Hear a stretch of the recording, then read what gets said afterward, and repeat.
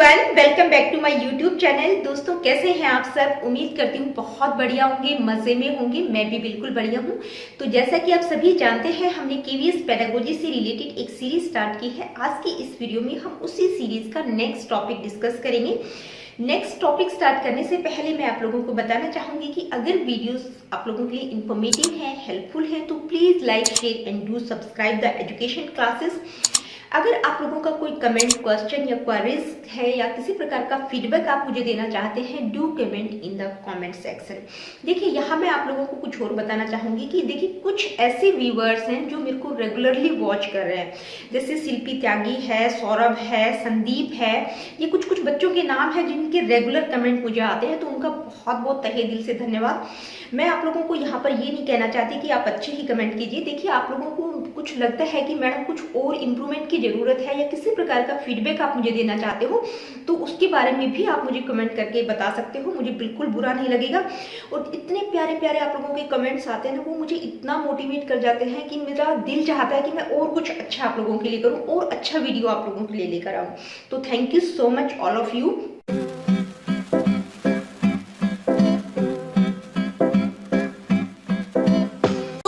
KVS pedagogy का ये आज हमारा 7th लेक्चर रहेगा और आज के इस वीडियो में हम बात करेंगे कॉग्निटिव डेवलपमेंट की। देखिए, पिछली वीडियो में हमने डोमेन्स ऑफ डेवलपमेंट का टॉपिक स्टार्ट किया था और पिछली वीडियो में हमने फिजिकल डोमेन यानी कि फिजिकल डेवलपमेंट को बिल्कुल डिटेल में किया था विद एमसीक्यूज। और आज की इस वीडियो में हम ये जो सेकेंड डोमेन है कॉग्निटिव डेवलपमेंट, इसको बिल्कुल डिटेल में करेंगे। तो कॉग्निटिव डेवलपमेंट होता क्या है, अलग अलग स्टेजेस में कॉग्निटिव डेवलपमेंट का क्या प्रोसेस रहेगा, कॉग्निटिव डेवलपमेंट की कौन कौन सी मेन थ्योरीज हैं, और लास्ट में हम इंपॉर्टेंट एमसीक्यूज को भी डिस्कस करेंगे। तो आप लोगों से रिक्वेस्ट है कि इस टॉपिक को बिल्कुल पूरा का पूरा डिटेल में समझिएगा विदाउट स्किप किए हुए वीडियो को। अगर आपने स्किप किया तो आप लोगों को कॉन्सेप्ट क्लियर नहीं हो पाएगा। तो सबसे पहले बात करते हैं व्हाट इज कॉग्निटिव डेवलपमेंट। देखिए, कॉग्निटिव डेवलपमेंट का मतलब क्या होता है, कॉग्निटिव डेवलपमेंट से आप क्या समझते हैं। हिंदी में अगर मैं बात करूं तो इसको क्या कहेंगे, संज्ञानात्मक विकास, यानी कि ये हमारे संज्ञान से रिलेटेड है, हमारे ब्रेन से रिलेटेड है। तो कॉग्निटिव की जगह आपको मेंटल शब्द भी मिल सकता है, यानी कि मेंटल डेवलपमेंट नाम से भी आपको टर्म मिल सकती है, या आपको इंटेलेक्चुअल डेवलपमेंट शब्द से भी टर्म मिल सकती है। ठीक है, तो आपको पजल नहीं होना है। कॉग्निटिव, मेंटल, इंटेलेक्चुअल डेवलपमेंट, ये क्या है, ये एक दूसरे के पर्यायवाची शब्द हैं। तो जो एग्जामिनर है वो कोई भी टर्म यूज कर सकता है, या मेंटल डेवलपमेंट यूज कर सकता है, कॉग्निटिव डेवलपमेंट यूज कर सकता है, या इंटेलेक्चुअल डेवलपमेंट यूज कर सकता है। तो ये सारी टर्म किससे रिलेटेड है, हमारे ब्रेन से इनका संबंध है। तो कॉग्निटिव डेवलपमेंट का मतलब क्या होता है, कॉग्निटिव डेवलपमेंट का मतलब होता है कि जो हमारा ब्रेन है वो किस तरह से चीजों को प्रोसेस करता है, यानी कि हमारी मानसिक शक्तियों से इसका संबंध होता है। तो cognitive development means how children think, explore and figure out, यानी कि जो बच्चा होता है वो किस तरह से चीजों को समझता है, सोचता है, एक्सप्लोर करता है, किस तरह से फाइंड आउट करता है। तो कॉग्निटिव डेवलपमेंट का मतलब क्या होता है, it is the development of knowledge, skills, problem solving and dispositions, यानी कि ये ऐसा विकास होता है जिसमें हमारी नॉलेज, स्किल्स, हमारी प्रॉब्लम सॉल्विंग एबिलिटीज डेवलप करती हैं कि बच्चा किस तरह से सोचता है, अपने वर्ल्ड को वो किस तरह से समझता है, अपने आसपास के इन्वायरमेंट को किस तरह से एक्सप्लोर करता है। तो कॉग्निटिव डेवलपमेंट जो है, ब्रेन डेवलपमेंट हम कहेंगे, यानी कि जो कॉग्निशन, हमारा जो ब्रेन है वो किससे रिलेटेड है, कॉग्निटिव डेवलपमेंट से, यानी कि संज्ञानात्मक विकास से रिलेटेड है। तो कॉग्निटिव जो डोमेन है उसमें क्या क्या इंक्लूड होता है, यानी कि इंटेलेक्चुअल डेवलपमेंट और क्रिएटिविटी, ये दोनों चीजें इसमें शामिल होती हैं, यानी कि बच्चा किस तरह से चीजों को क्रिएट कर रहा है और इंटेलेक्चुअली वो किस तरह से सोच पा रहा है। तो जो इसमें बच्चा कॉग्निटिवली जब डेवलप करता है, यानी कि जैसे जैसे वो बड़ा होता है उसका कॉग्निशन का डेवलपमेंट होता है, तो बच्चा क्या क्या करता है, यानी कि किस तरह की एबिलिटीज उसमें आ जाती हैं, उसमें थॉट प्रोसेस, अटेंशन पे करने की एबिलिटीज, उसकी मेमोरीज डेवलप हो जाती हैं, अपनी सराउंडिंग्स को वो अच्छे से अंडरस्टैंड कर पाता है, अपनी क्रिएटिविटी को एक्सप्रेस कर पाता है, और जो कुछ प्लानिंग्स होती हैं उनको वो बनाता है, पहले इंप्लीमेंट करता है और अकम्प्लिश, यानी कि उनको लागू करता है। तो किस तरह से ये पूरा का पूरा प्रोसेस होगा, ये सारे के सारे वर्ड्स किससे रिलेटेड है, कॉग्निटिव डोमेन से रिलेटेड है, यानी कि थॉट प्रोसेस, ध्यान की प्रवृत्ति, memories, understanding the surroundings, creativity को एक्सप्रेस करना, अपनी प्लानिंग को बनाना, इम्प्लीमेंट करना और लागू करना। तो ये सारे के सारे वर्ड किसके अंतर्गत आएंगे? ये आपके कॉग्निटिव डोमेन से रिलेटेड हैं, यानी कि बच्चा कॉग्निटिव लेवल पर कॉग्निटिवली वो किस तरह से चीजों को कर रहा है। तो कॉग्निटिव डेवलपमेंट की जब हम बात करते हैं तो देखिए एक एग्जाम्पल से इसको हम समझते हैं। मान लीजिए एक 3 साल का बच्चा है और एक 8 साल का बच्चा है, क्या वो चीजों को बिल्कुल सेम तरीके से समझेंगे? यानी कि एक 3 साल के बच्चे का कॉग्निटिव लेवल और एक 8 साल के बच्चे का कॉग्निटिव लेवल सेम होगा क्या? दोनों जो है चीजों को एक जैसे तरीके से समझने की कोशिश करते हैं। वो 3 साल का छोटा सा बच्चा चीजों को बिल्कुल डिफरेंट तरीके से देखेगा। 8 साल के बच्चे का कॉग्निशन लेवल जो है ज्यादा होता है तो वो चीजों को अलग तरीके से देखेगा। तो यहाँ पर जब हम कॉग्निटिव डेवलपमेंट की बात कर रहे हैं और जीन पियाजे की बात नहीं करें तो ये तो पॉसिबल ही नहीं है। तो जीन पियाजे जो है कॉग्निटिव डेवलपमेंट पर बहुत ज्यादा वर्क उन्होंने किया है। तो उनका मानना है कि जो कॉग्निटिव डेवलपमेंट होता है वो एज के अकॉर्डिंग होता है, यानी कि जैसे जैसे एज बढ़ती जाती है बच्चे का कॉग्निटिव लेवल भी बढ़ता जाता है। तो उनका मानना है कि जो बच्चे होते हैं ना वो लिटिल साइंटिस्ट होते हैं, बहुत कंस्ट्रक्टिव होते हैं, अपनी नॉलेज को खुद कंस्ट्रक्ट करते हैं, अपने तरीके से अपने वर्ल्ड अपने इन्वायरमेंट को समझते हैं। आप सिंपली जो है इंफॉर्मेशन को उनके ब्रेन में जो है ठूस ठूस कर भर नहीं सकते।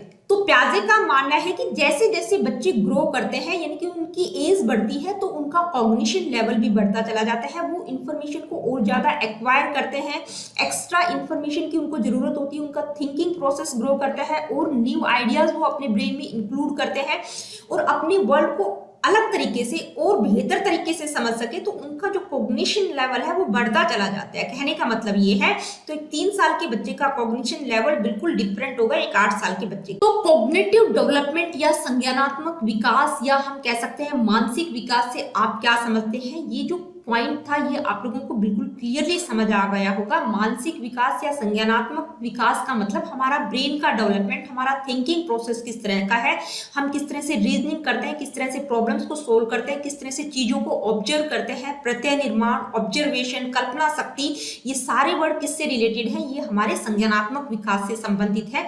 अब हम बात करेंगे कॉग्निटिव डेवलपमेंट जो है अलग अलग स्टेजेस में किस तरह से होता है। तो सबसे पहले हम बात करेंगे cognitive development in infancy stage, यानी कि इन्फेंसी स्टेज में बच्चों का जो कॉग्निटिव डेवलपमेंट है वो किस तरह का रहेगा। यानी कि इन्फेंसी स्टेज हम 0 से 2 इयर्स मानते हैं, यानी कि बर्थ से लेके 2 साल का बच्चा जो है उसका कॉग्निटिव लेवल क्या रहेगा, वो किस तरह से चीजों को समझता है।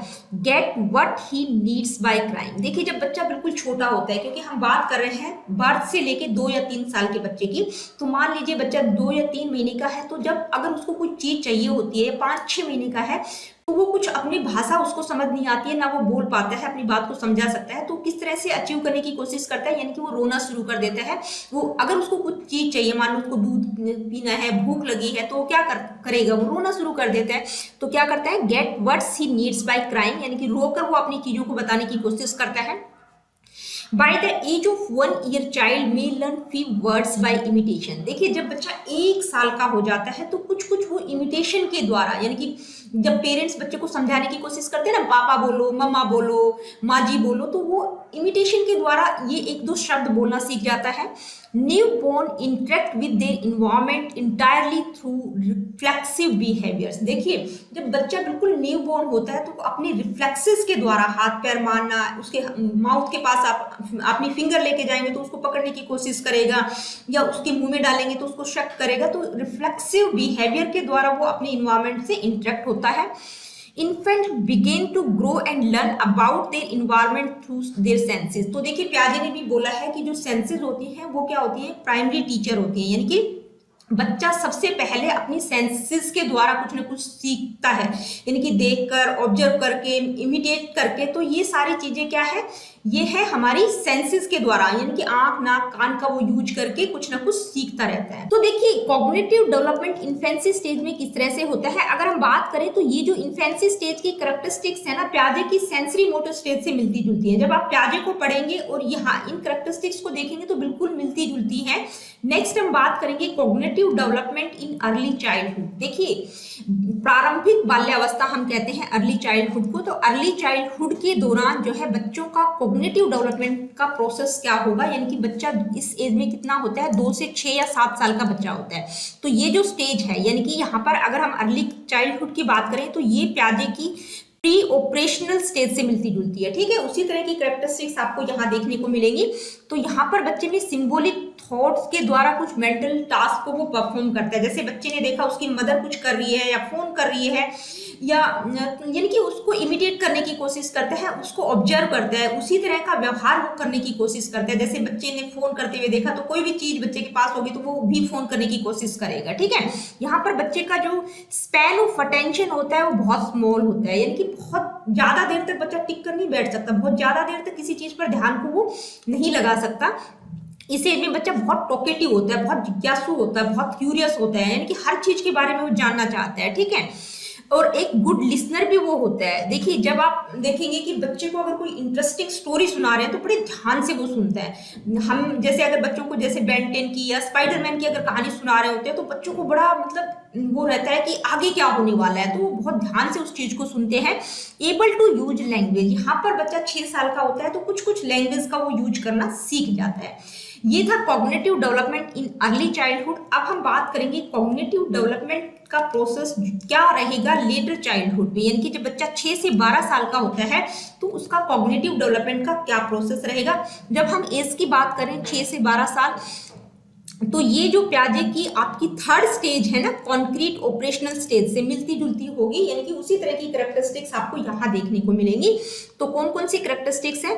Thinking, imagination, power of memory and attention increase at this stage, यानी कि बच्चे का सोचने का, समझने का, उसकी इमेजिनेशन पावर, मेमोरी पावर, ध्यान लगाने की क्षमता यहाँ पर इंक्रीज हो जाती है।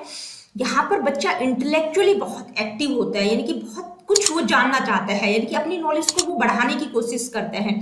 यहाँ पर बच्चे में कॉन्सेप्ट्स का डेवलपमेंट हो जाता है, यानी कि संप्रतियों का निर्माण हो जाता है। यानी कि कहते हैं किसी चीज को बच्चे ने देख लिया तो उस चीज के बारे में उसको पूरी की पूरी अच्छे से नॉलेज प्राप्त करने की वो कोशिश करता है, यानी कि यहाँ पर बच्चे में कॉन्सेप्ट्स का डेवलपमेंट हो जाता है, इंटरेस्ट का डेवलपमेंट हो जाता है, बच्चे को अपनी रुचियां पता चल जाती है कि किस फील्ड में उसका इंटरेस्ट है। ठीक है, नेक्स्ट पॉइंट है development of constructive and creative instincts. देखिए, बच्चे भी जो है कंस्ट्रक्टिव यानी कि जो सृजनात्मक प्रवृत्तियां हैं, क्रिएटिव प्रवृत्तियां हैं, कुछ रचनावादी प्रवृत्तियां होती हैं, उनका डेवलपमेंट हो जाता है। बच्चा बहुत क्रिएटिव होता है इस स्टेज में, कुछ ना कुछ क्रिएट करने की वो कोशिश करता है। कैपेसिटी टू लर्न, यानी कि जो बच्चे की लर्न करने की कैपेसिटी है वो इस स्टेज में बढ़ जाती है। तो देखिए, हमने देखा कॉग्निटिव डेवलपमेंट का क्या प्रोसेस रहेगा लेटर चाइल्डहुड में। अब हम बात करते हैं कॉग्निटिव डेवलपमेंट इन एडोलेसेंस, यानी कि किशोरा अवस्था के दौरान बच्चे का कॉग्निटिव डेवलपमेंट किस तरह से होगा, कौन कौन सी कैरेक्टरिस्टिक्स यहाँ देखने को मिलेंगी। तो एडोलेसेंस का टाइम पीरियड होता है 13 to 18 ईयर्स।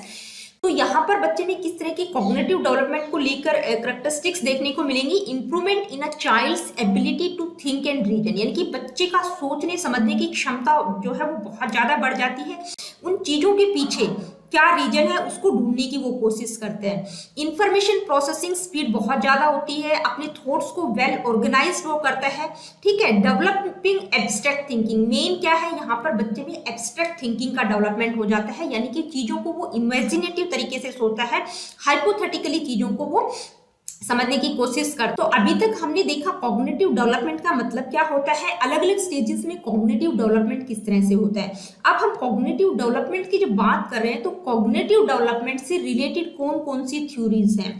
तो यहाँ पर मैं आप लोगों को बता दूं कि कॉग्निटिव डेवलपमेंट पर सबसे ज्यादा अहम रूप से अगर काम किसी ने किया है तो वो है जीन प्याजे। और जीन प्याजे की जो कॉग्निटिव डेवलपमेंट की थ्योरी है वो आपको कॉग्निटिव डेवलपमेंट में पढ़नी ही पढ़नी पड़ेगी, क्योंकि यहाँ पर सिर्फ कॉग्निटिव डोमेन दिया है। तो प्याजे जो है, प्याजे ने बहुत ज्यादा वर्क किया है कॉग्निटिव डेवलपमेंट पर। तो कॉग्निटिव डेवलपमेंट का नाम आते ही आपको प्याजे ध्यान में आ जाना चाहिए, और आपको जो क्वेश्चन मिलेगा कॉग्निटिव डेवलपमेंट से रिलेटेड वो भी सिर्फ और सिर्फ प्याजे और ब्रूनर से रिलेटेड मिलेगा। ठीक है, कॉग्निटिव डेवलपमेंट में इन दोनों का अहम रोल है। तो ये दोनों थ्योरीज कौन कौन सी, एक तो प्याजे की थ्योरी है और आगे मैं आपको बताऊंगी जेरोम ब्रूनर की थ्योरी कौन सी है। तो प्याजे की थ्योरी को मैं यहाँ पर नहीं करवा रही हूँ, यहाँ पर मैंने सिर्फ आप लोगों को बेसिक बताने के लिए डाली है ये कि भाई आपको ये पढ़नी ही पढ़नी है। तो प्याजे ने जो है 4 स्टेजेस बताई हैं कॉग्निटिव डेवलपमेंट की। ये 4 स्टेजेस कौन कौन सी हैं ये आपको पता होना चाहिए। इनका टाइम पीरियड कितना है। पहली है सेंसरी मोटर स्टेज, जिसका टाइम पीरियड बर्थ से लेके 2 साल तक है। प्री ऑपरेशनल स्टेज, इसका टाइम पीरियड 2 से 7 साल। कॉन्क्रीट ऑपरेशनल स्टेज, इसका टाइम पीरियड 7 to 11 ईयर्स है और फॉर्मल ऑपरेशनल स्टेज का टाइम पीरियड 12 एंड अप है, ठीक है। 12 साल से ऊपर का जो टाइम पीरियड है वो फॉर्मल ऑपरेशनल स्टेज का है। इन अलग अलग स्टेजेस की क्या क्या कैरेक्टरिस्टिक्स हैं, यहाँ पर आपको बिल्कुल डिटेल में इस थ्योरी को समझना पड़ेगा। तो कॉग्निटिव डेवलपमेंट थ्योरी में ये मेन 4 स्टेजेस उन्होंने बताई है। इसके अलावा उन्होंने कुछ की कॉन्सेप्ट्स की बात की है। कौन कौन से? स्कीमा,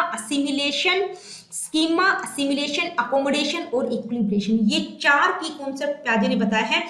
इन चारों ही कॉन्सेप्ट्स को आपको डिटेल में समझना है, क्योंकि कॉग्निटिव डेवलपमेंट को समझने के लिए आपको प्याजे को समझना पड़ेगा। और यहाँ पर मैं प्याजे को बिल्कुल नहीं करवा रही हूँ, ठीक है। आपको प्याजे की जो थ्योरी है वो आपको मेरे चैनल पर मिल जाएगी। यहाँ पर मैं आई बटन में भी आपको उसका लिंक दे दूंगी, उस पर क्लिक करके भी आप उसको देख सकते हैं। वो आपको देखनी पड़ेगी कॉग्निटिव डेवलपमेंट के लिए। साथ ही प्याजे से रिलेटेड मैंने एक 40 इंपोर्टेंट एमसीक्यूज की सीरीज बनाई है। अगर आप प्याजे से रिलेटेड क्वेश्चंस बिल्कुल क्लियरली समझना चाहते हैं तो वो 40 इंपोर्टेंट एमसीक्यूज की सीरीज को भी बिल्कुल देखिएगा, ताकि आपको हर कॉन्सेप्ट क्लियरली समझ आ जाए। तो कॉग्निटिव डेवलपमेंट में एक तो आपको प्याजे को पढ़ना है, और दूसरी जो थ्योरी है वो है जेरोम ब्रूनर की कॉग्निटिव डेवलपमेंट थ्योरी। तो जेरोम ब्रूनर ने भी कॉग्निटिव डेवलपमेंट पर काम किया है। तो मेनली 2 साइकोलॉजिस्ट हैं जिनका कॉग्निटिव डेवलपमेंट से बहुत गहरा संबंध है, एक है जीन प्याजे और दूसरे हैं जेरोम ब्रूनर। तो मेनली हम प्याजे की बात करते हैं, ठीक है। जेरोम ब्रूनर को भी आपको समझना है। तो इसकी जो थ्योरी है जेरोम ब्रूनर की, ये मेरे चैनल पर आप लोगों को नहीं मिलेगी। यहाँ पर मैं आप लोगों को मेनली बता देती हूँ कि इन्होंने जो है अपनी इस थ्योरी में जो है 3 स्टेजेस बताई हैं कॉग्निटिव रिप्रेजेंटेशन की, यानी कि कॉग्निशन से रिलेटेड उन्होंने 3 स्टेजेस बताई हैं। कौन कौन सी? इनएक्टिव, आइकॉनिक और सिंबॉलिक रिप्रेजेंटेशन। अब इनएक्टिव स्टेज क्या होती है, बस मैं यहाँ पर आप लोगों को बेसिक बता रही हूँ। आप लोग जो है किसी भी चैनल से इस थ्योरी को आप देख सकते हैं, समझ सकते हैं। तो मेनली मैं आप लोगों को यहाँ पर बता देती हूँ कि इनएक्टिव स्टेज होती है वो किससे रिलेटेड होती है? लर्न थ्रू मूवमेंट और एक्शंस, यानी कि यहाँ पर बच्चा जो है अपने मूवमेंट्स के द्वारा, अपने एक्शंस के द्वारा, मतलब किसी भी चीज को छूना, पकड़ना, हाथ लगा के देखना, अपने एक्शंस के द्वारा वो समझने की कोशिश करता है। दूसरी स्टेज है आइकॉनिक। आइकॉनिक में बच्चा जो है इमेजेस, यानी कि यहाँ पर बच्चा जो है इमेजेस, यहाँ पर उसमें विजुअल मेमोरी का डेवलपमेंट हो जाता है। तो विजुअली वो चीजों को समझ लेता है, यानी कि इमेजेस के थ्रू वो चीजों को समझता है। कहने का मतलब ये है, मान लीजिए पहली स्टेज में बच्चा जब एप्पल को देखता है तो उसको छुएगा, देखेगा उसको, ठीक है, पकड़ने की कोशिश करता है। लेकिन यहाँ पर जो सेकंड स्टेज में है, यहाँ पर जैसे बच्चे ने बुक में अगर एप्पल की इमेज देखी तो वो उसको समझ जाएगा, यानी कि वो कॉन्सेप्ट उसके ब्रेन में तुरंत आ जाएगा कि ये एप्पल है। नेक्स्ट है सिंबॉलिक। तो यहाँ पे जो है बच्चे में एब्स्ट्रैक्ट सिंबल्स, यानी कि अमूर्त चिंतन का डेवलपमेंट बच्चे में हो जाता है। एब्स्ट्रैक्टली, हाइपोथेटिकली चीजों को समझता है। ये जो स्टेज है ये प्याजे की फॉर्मल ऑपरेशनल स्टेज से मिलती जुलती है। कई बार पूछा भी जा चुका है और अब भी पूछा जा सकता है कि जो ब्रूनर की लास्ट वाली स्टेज है सिंबॉलिक, तो ये किससे? सिंबॉलिक रिप्रेजेंटेशन, ये प्याजे की कौन सी स्टेज से मिलती जुलती है? ये प्याजे की 4th स्टेज से मिलती जुलती है। और आइकॉनिक स्टेज की अगर हम बात करें तो ये जो स्टेज है ये प्याजे की कौन सी स्टेज से मिलती जुलती है? यानी कि यहाँ पर आइकॉनिक स्टेज में जो है विजुअल समराइजेशन ऑफ इमेजेस, यानी कि बच्चा विजुअल इमेजेस, मेंटल इमेजेस के द्वारा चीजों को रिप्रेजेंट करता है, समझने की कोशिश करता है, यानी कि उसके दिमाग में मानसिक प्रतिबिंब बन जाते हैं, एक इमेज बन जाती है किसी चीज के बारे में। तो ये जो स्टेज है ये प्री ऑपरेशनल स्टेज, जो प्याजे की 2nd स्टेज है उससे मिलती जुलती है, जिसका टाइम पीरियड 2 to 7 ईयर्स है, ठीक है। आपको पजल नहीं होना, आपको पता होना चाहिए, क्योंकि पेपर में आपसे पूछा जा सकता है कि भाई जो ब्रूनर की 2nd स्टेज है वो प्याजे की 2nd स्टेज से, और पहली जो स्टेज है उसमें बच्चा सेंसेस के द्वारा, यानी कि कार्य करके सीखने की कोशिश करता है। तो ये किससे मिलती जुलती है? ये सेंसरी मोटर स्टेज से मिलती जुलती है। तो आपको पता चल गया होगा, पहली स्टेज सेंसरी मोटर स्टेज से, 2nd stage pre operational stage से, और सिंबॉलिक रिप्रेजेंटेशन यानी कि यहाँ पर बच्चे में एब्स्ट्रैक्ट थिंकिंग का डेवलपमेंट हो जाता है। तो ये फॉर्मल ऑपरेशनल स्टेज से मिलती जुलती है। तो आई होप कि कॉग्निटिव डेवलपमेंट होता क्या है, कॉग्निटिव डेवलपमेंट का अलग अलग स्टेजेस में क्या प्रोसेस होता है, और कॉग्निटिव डेवलपमेंट से रिलेटेड थ्योरीज कौन कौन सी हैं, जीन प्याजे और जेरोम ब्रूनर, इन दोनों को आपको डिटेल में समझना है। इन दोनों थ्योरीज को आपको कॉग्निटिव डेवलपमेंट के लिए पढ़ना ही पढ़ना है, ठीक है। तो अब हम बात करेंगे इन 2 थ्योरीज से रिलेटेड इंपॉर्टेंट एमसीक्यूज। देखिए कॉग्निटिव डेवलपमेंट से रिलेटेड इंपॉर्टेंट एमसीक्यूज है। कॉग्निटिव डेवलपमेंट में जीन प्याजे और जेरोम ब्रूनर को आपको पढ़ना है। तो इन्हीं से रिलेटेड मैंने एमसीक्यूज आप लोगों को डाले हैं, क्योंकि प्याजे से रिलेटेड क्वेश्चंस आपको देखने को मिलेंगे ही मिलेंगे। लेट मी से what is the first question. According to Bruner's theory of cognitive development, which of the following is not a mode of thinking? देखिए ब्रूनर के संज्ञानात्मक विकास सिद्धांत के अनुसार निम्नलिखित में से कौन सा सोचने का तरीका नहीं है। तो अभी मैंने जस्ट आप लोगों को बताया कि उन्होंने जो है 3 स्टेजेस बताई हैं, उनका कॉग्निटिव रिप्रेजेंटेशन करने का तरीका जो है वो 3 तरह से उन्होंने बताया है। कौन कौन सा? इनएक्टिव, आइकोनिक और सिंबॉलिक, यानी कि ये 3 स्टेजेस उन्होंने बताई हैं, क्रियात्मक, प्रतिबिंबात्मक और संकेतात्मक। तो कौन सा तरीका नहीं है? न्यूमरिक। तो आपका ऑप्शन नंबर 2 करेक्ट होगा। आगे बढ़ते हैं, देखते हैं next question. According to Piaget's cognitive development theory, a child is capable of logical thinking in the period. देखिए पियाजे के संज्ञानात्मक विकास सिद्धांत के अनुसार एक बच्चा इस अवधि में तार्किक चिंतन करने में सक्षम होता है, यानी कि लॉजिकल थिंकिंग का डेवलपमेंट बच्चे में कौन सी स्टेज में होता है।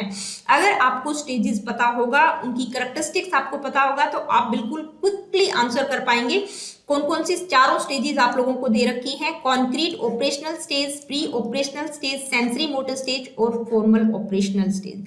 तो देखिए सेंसरी मोटर स्टेज में बच्चे में ऑब्जेक्ट परमानेंस का डेवलपमेंट हो जाता है, यानी कि यहाँ पर बच्चा सेंसेस के द्वारा सीखने की कोशिश करता है। प्री ऑपरेशनल स्टेज में बच्चा सिंबॉलिकली चीजों को समझने की कोशिश करता है। कॉन्क्रीट ऑपरेशनल स्टेज में बच्चे में लॉजिकल थिंकिंग का डेवलपमेंट हो जाता है, लॉजिक लगाना यहाँ पर वो सीख जाता है, और बहुत सारी कॉन्क्रीट ऑपरेशनल्स का डेवलपमेंट यहाँ बच्चे में हो जाता है। कंजर्वेशन यहाँ बच्चे को समझ आ जाता है, क्लासिफिकेशन, ट्रांजिटिविटी, ये सारे कॉन्सेप्ट यहाँ पर बच्चे को समझ आ जाते हैं। तो लॉजिक लगाना बच्चा कौन सी स्टेज में सीखता है? कॉन्क्रीट ऑपरेशनल स्टेज, जो कि पियाजे की कौन सी स्टेज है? 3rd स्टेज है। Let me see what is the next question. Retrieving hidden objects is an evidence that infants have begun to master which of the following cognitive action. देखिए छिपी हुई वस्तुओं को पुनः प्राप्त करना इस बात का प्रमाण है कि शिशुओं ने निम्नलिखित में से किस संज्ञानात्मक क्रिया में महारत हासिल करना शुरू कर दिया है।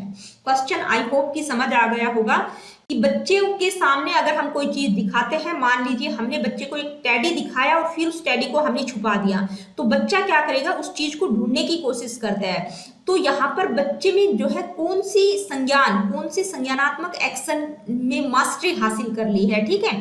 Intentional behaviour, object permanence, problem solving या एक्सपेरिमेंटेशन। तो देखिए बच्चे को कोई चीज दिखा देते हैं, उसको अगर हम छुपा देते हैं, तो बच्चा जब उस चीज को ढूंढने की कोशिश करता है तो उस बच्चे में ऑब्जेक्ट परमानेंस का डेवलपमेंट हो चुका होता है, यानी कि वो चीज उसको समझ गया है कि ये जो चीज है ये टेम्परेरी नहीं है, ये परमानेंट है, ये एग्जिस्ट करती है, ठीक है? तो वो उस चीज को ढूंढने की कोशिश करता है। तो यहाँ पर बच्चे में ऑब्जेक्ट परमानेंस का डेवलपमेंट हो चुका है, जो कि आपकी जो पियाजे की 1st स्टेज है सेंसरी मोटर स्टेज, उसकी एक कैरेक्टरिस्टिक है ऑब्जेक्ट परमानेंस। आगे बढ़ते हैं, देखते हैं next question. Cognitive development is associated with. देखिए कॉग्निटिव डेवलपमेंट किससे एसोसिएट है? जीन पियाजे, ब्रूनर, बोथ या नन ऑफ दिस। तो देखिए मैंने आप लोगों को पीछे अभी बताया ही था कि कॉग्निटिव डेवलपमेंट का सीधा संबंध किससे है?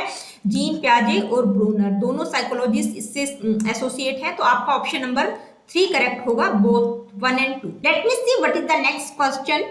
Which of the following sequence of representation is most appropriate to develop the working skill in children at abstract level? देखिए बच्चा एब्स्ट्रैक्ट लेवल पर काम करने की स्किल का डेवलपमेंट जब बच्चे में हो जाता है या हो जाना चाहिए, तो उसके लिए कौन सी प्रॉपर सीक्वेंस रहेगी, वो सीक्वेंस आपको बतानी है। कि बच्चा एब्स्ट्रैक्ट लेवल तक किस तरह से पहुंचेगा, उसकी पूरी सीक्वेंस क्या रहेगी वो आपको बताना है कि पहले को क्या आएगा, उसके बाद क्या आएगा, उसके बाद क्या आएगा। तो आपको ऑप्शंस दे रखे हैं symbolic, concrete, pictorial, concrete, pictorial, symbolic, pictorial, symbolic, concrete, symbolic, pictorial और कॉन्क्रीट। तो देखिए आपको पहले समझ के साथ काम करना है, यानी कि बच्चा जो है वो पहले क्या करता है? सिंबॉलिक, यानी कि सिंबॉलिकली तो वो नहीं समझता, पहले क्या करता है? कॉन्क्रीट मटेरियल, यानी कि मूर्त वस्तुओं को, चीजों को छू कर देखना, हाथ लगाकर देखना। कॉन्क्रीट मटेरियल जब होता है तो उसको छू कर देखता है, हाथ लगाकर देखता है।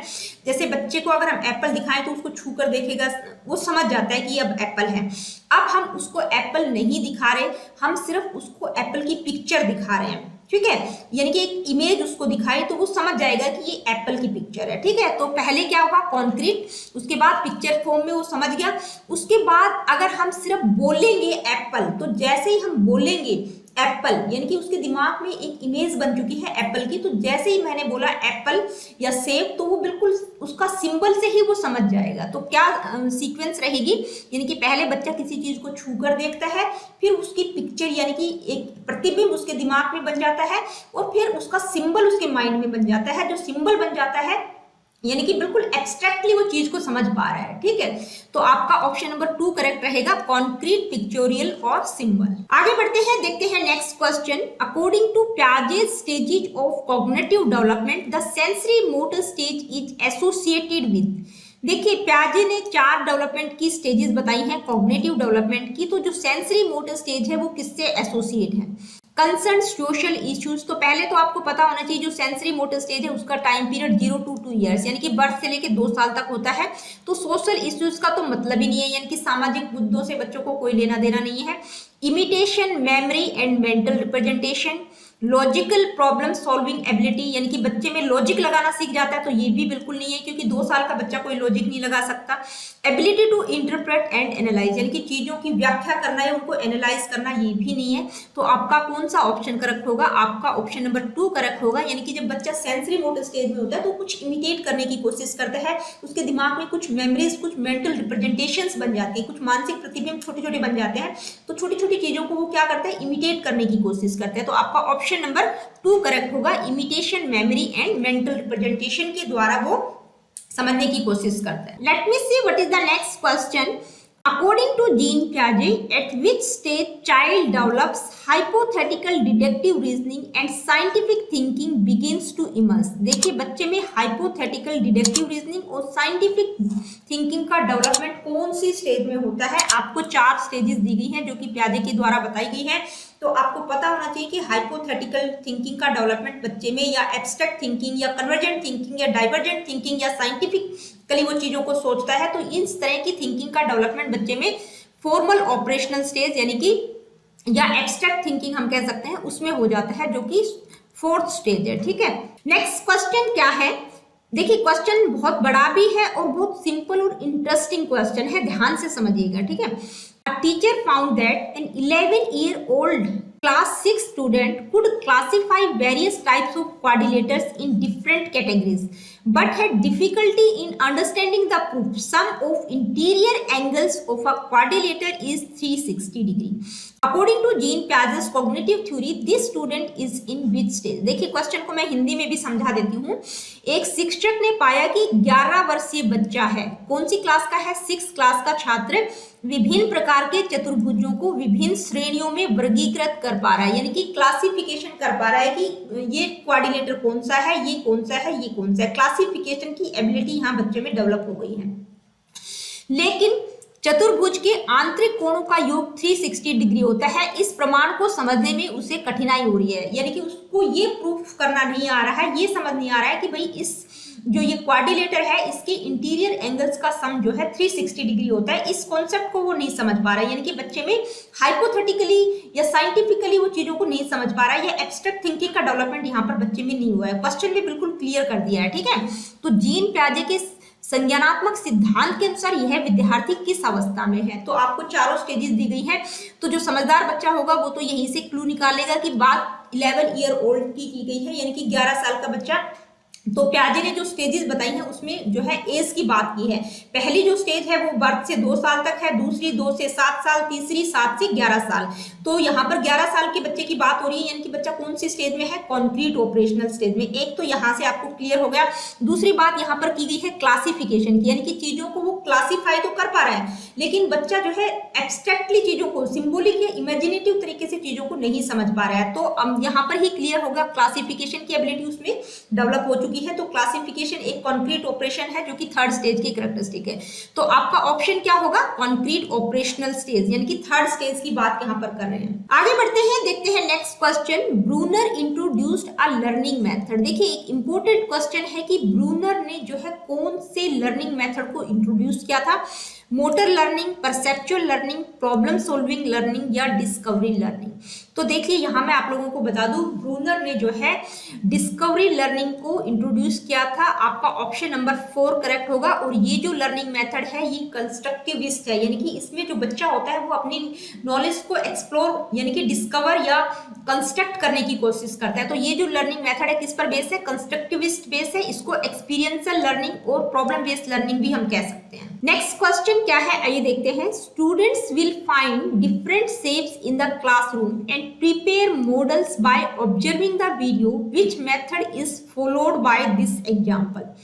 देखिए जो बच्चे हैं उनको क्लास में अलग अलग शेप्स दिखाई जा रही है ताकि वो एक मॉडल को प्रिपेयर कर सके और उसके साथ ही उस टॉपिक से रिलेटेड वो वीडियो भी देख सकते हैं, यानी कि उनको वीडियो भी दिखाया जाता है।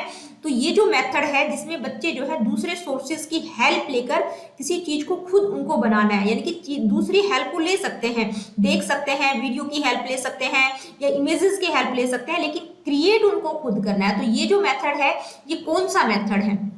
Inductive deductive. तो ये तो बिल्कुल ही नहीं है, यानी कि इंडक्टिव डिडक्टिव मेथड की बात हम यहाँ बिल्कुल नहीं कर रहे हैं। डिस्कवरी मेथड भी नहीं होगा क्योंकि कोई नई चीज डिस्कवर नहीं कर रहा है वो, ठीक है, कोई खोज नहीं कर रहा है। यहाँ पर बच्चे दूसरे सोर्सेज से हेल्प लेकर खुद क्रिएट कर रहे हैं। तो कौन सा मेथड होगा? कंस्ट्रक्टिविस्ट मेथड होगा।